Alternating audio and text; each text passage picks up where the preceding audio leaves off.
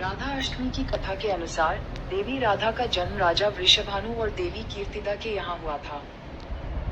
पौराणिक कथा के अनुसार राधा और कृष्ण के विवाह को गुप्त रखने और उनके पुनर्मिलन के लिए कृष्ण ने राधा से पृथ्वी पर जन्म लेने और अपने दिव्य रूप को छिपाकर वृषभानु की पुत्री के रूप में रहने को कहा, जिससे वे पृथ्वी पर मिलकर वियोग का दुख सह सके।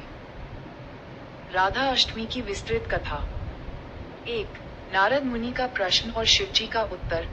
नारद मुनि एक बार भगवान सदाशिव से राधा रानी के विषय में पूछते हैं कि वह कौन है, लक्ष्मी है, सरस्वती है या किसी की पुत्री है। तब सदाशिव कहते हैं कि राधा के सौंदर्य, रूप और गुणों का वर्णन कर पाना असंभव है। 2. राधा का दिव्य जन्म। राधा रानी का जन्म सामान्य तरीके से नहीं हुआ था, बल्कि वह एक दिव्य स्त्री के रूप में प्रकट हुई थी। उनका जन्म भगवान कृष्ण की इच्छा के अनुसार हुआ था। 3. पृथ्वी पर अवतरण।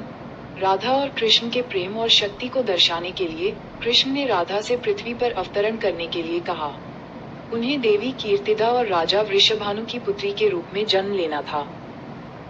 4. विवाह और प्रेम।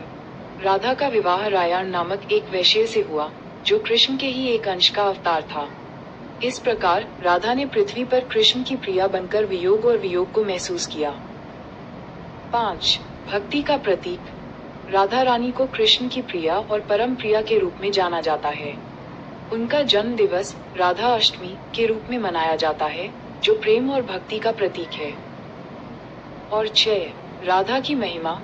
भगवान कृष्ण ने स्वयं कहा है कि जो केवल रा कहता है वह काम छोड़कर खड़ा हो जाता है, और जो धा बोलता है वह उनकी ओर दौड़ा चला आता है और उन्हें अपनी। इस प्रकार राधा का नाम भी संसार के दुखों को हरने वाला माना जाता है। ये थी राधा अष्टमी की कहानी। जय श्री कृष्ण।